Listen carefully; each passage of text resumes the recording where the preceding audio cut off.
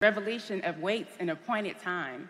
It speaks of the end and it will not prove false. Though it linger, wait for it, and it will certainly come and it will not delay. Certain conditions must be met in order to pick up momentum. And when we think about the power of what was just said, if you cast your vision and it's clear, people have the ability to pick up and join in. When you think about timing, all of us have been in positions where we wanted things to change immediately and effectively, but in the reality, God has another plan and his timing is perfect. And if you wait on that timing, the vision will manifest. Lastly, I cannot underscore this point enough that you have to be prepared. Having that strategy ready to meet the timing and produce fruitful results is critical, and that's what that vision does for us. I have a few topics I'm going to go over. The first is how can we hone this vision? The first thing is to identify your objective. One simple question to ask to help us do this is, where do we want to take the team? By defining a destination point, people can know where we all want to go and also informs everyone on how they can be a part of the bigger picture. Second point is define that progress. Establish critical milestones. Having midway points helps to delay fatigue. People can understand where they need to take a drink of water. Indicators are helpful for us, and they keep us moving forward in fruitful movement. The third is establish your priorities. You think about what must be addressed now. Identify what can wait. Delay is not a denial. It just means critical resources must be appropriated elsewhere in order to achieve the larger vision. Fourth point, communication plan is essential to achieving meaningful participation and buy-in.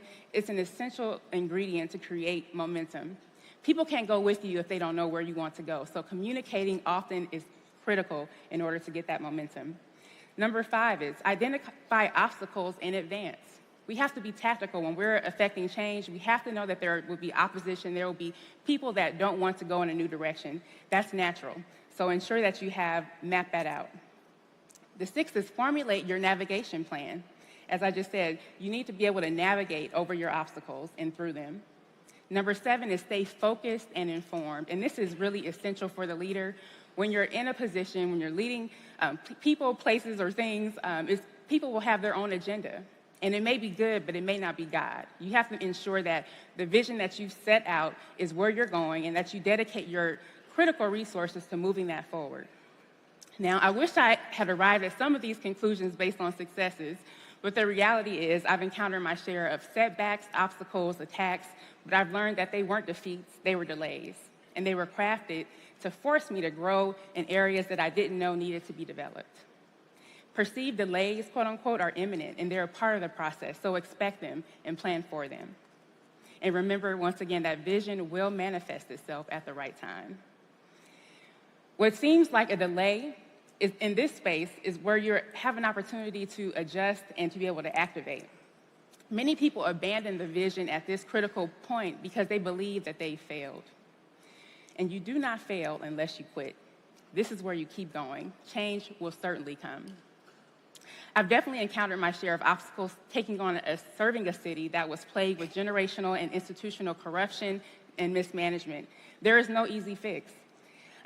When I was first elected and came into a city, we had a $43 million deficit. We had about 40% of our employees were on furlough. Our unemployment rate within the city was over 19%. Our crime had peaked. And we know that we knew that we needed to change directions and that we needed to do something different, but we didn't even have the resources to make that pivot.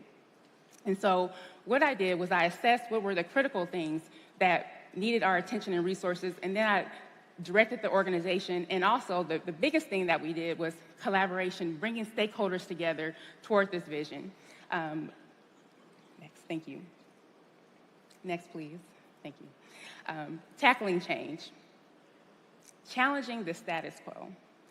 All of us have been in positions where the status quo is the overarching culture that we're operating in. And in order to understand how to navigate that, we have to be able to understand that the vision will lay out where we need to go, and that the stakeholders that you've been able to come together and that are a part of that vision, they'll help you create the momentum to go over that obstacle.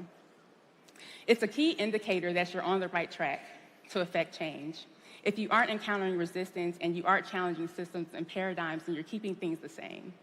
I want to share a quick story about our gang intervention efforts. When I came into office in 2013, crime had spiked.